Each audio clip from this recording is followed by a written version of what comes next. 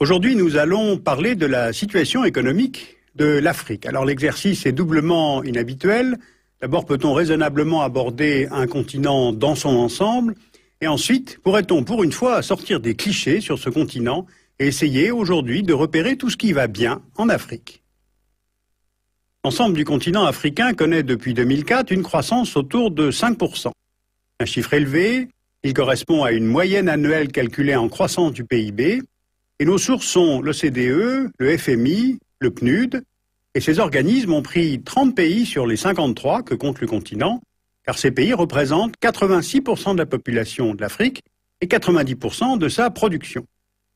Sur la durée, donc, les chiffres sont en 2005 presque 5%, en 2006 5,8%, en 2007 5,5% et 6% en 2008, selon les estimations du FMI.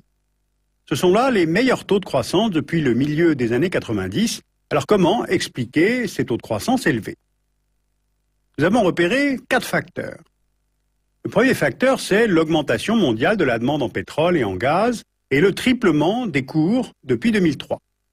Et de fait, on voit bien que l'essentiel des investissements en Afrique va au secteur de l'énergie. Le Nigeria est le premier producteur, suivi par l'Algérie, la Libye, l'Angola, l'Égypte, la Guinée équatoriale, le Congo-Brazzaville et le Gabon. Le Soudan et le Tchad sont de nouveaux exportateurs d'hydrocarbures. Ils sont très sollicités par la Chine et les États-Unis. En Mauritanie, la production a démarré en 2006. À Sao Tomé, le pétrole découvert en 2003 devrait être exploité à partir de 2008. Et ce graphique nous montre la part de l'Afrique dans la progression des réserves mondiales prouvées entre 1985 et 2005. Aujourd'hui, l'Afrique représente 10% des réserves mondiales de pétrole et 8% des réserves de gaz. Alors, une telle configuration, pour certains pays, génère des situations acquises, c'est-à-dire des économies fondées sur la rente, qui est un phénomène important en Afrique et au Moyen-Orient. Elle représente à la fois un avantage pour le budget de l'État et un inconvénient car elle freine la diversification de l'économie du pays et empêche quasiment le renouvellement du personnel politique. La rente pétrolière ne favorise pas les mécanismes démocratiques. Autre constat que l'on peut faire, les États africains font un usage variable des recettes liées à l'augmentation des prix du baril. Par exemple, le Tchad s'enrichit rapidement et achète des armes, entre autres, alors que l'Algérie et le Nigeria on en profité pour rembourser la quasi-totalité de leurs dettes en 2006. Alors est-ce que c'est l'amorce d'un cercle vertueux sur le continent? En tout cas, prenons maintenant d'autres exemples, car le pétrole n'explique pas tout. Regardons les ressources minières et la production agricole. Un pays comme la Tanzanie a un taux de croissance de plus de 6% en 2007. Ce taux se maintient depuis plusieurs années grâce au tourisme et au secteur minier. Le pays est le 3e producteur d'or sur le continent, après l'Afrique du Sud et le Ghana. Et la Tanzanie a profité, elle aussi, de l'augmentation des cours de l'or pour organiser le remboursement de sa dette publique auprès du Club de Paris. Autre exemple, en Afrique australe, le Botswana. Taux de croissance de 5% en 2007. Le pays est le premier producteur au monde de diamants-gemmes, c'est-à-dire destinés à la joaillerie. Et si on analyse de près le budget de cet État, on voit que les enfants sont scolarisés gratuitement tout au long de l'école primaire et que le secondaire est financé à 95% par le gouvernement. Dans l'ensemble, il est vrai que l'Afrique reste un continent rentier. Cet afflux des investissements reste lié au pétrole et au secteur minier, avec une croissance asiatique qui tire la demande. Et si maintenant on prend d'autres critères, on a d'autres résultats. L'Éthiopie est souvent citée en exemple dans les annuaires économiques, avec son taux de croissance autour de 6% en 2007. Alors c'est étonnant pour un pays au cœur des tensions de la Corne de l'Afrique, frappé par des pluies diluviennes en 2006, et qui sait profiter de la demande mondiale en café. L'Éthiopie est le 5e exportateur mondial de café. On a aussi l'île Maurice, ou bien sûr l'Afrique du Sud, qui sont tout à fait dans les circuits de la mondialisation. Leurs économies sont diversifiées, avec industrie pharmaceutique, secteur de l'agroalimentaire, un important secteur du tourisme, et leurs taux de croissance sont autour de 3,5% pour Maurice et 5% pour l'Afrique du Sud en 2006. D'autres facteurs macroéconomiques jouent aussi. Le continent commence à ressentir les effets de l'annulation des dettes publiques, dont la décision fut prise en 2005 lors du sommet du G8 de Gleneagle pour 14 pays africains.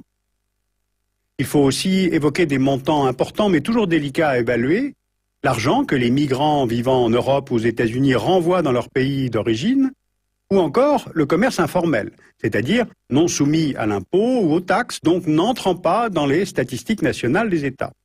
Or, il représenterait une part importante des PIB, qui sont très variables évidemment selon les pays, entre 10 et 40%, selon le rapport de l'Organisation internationale du travail.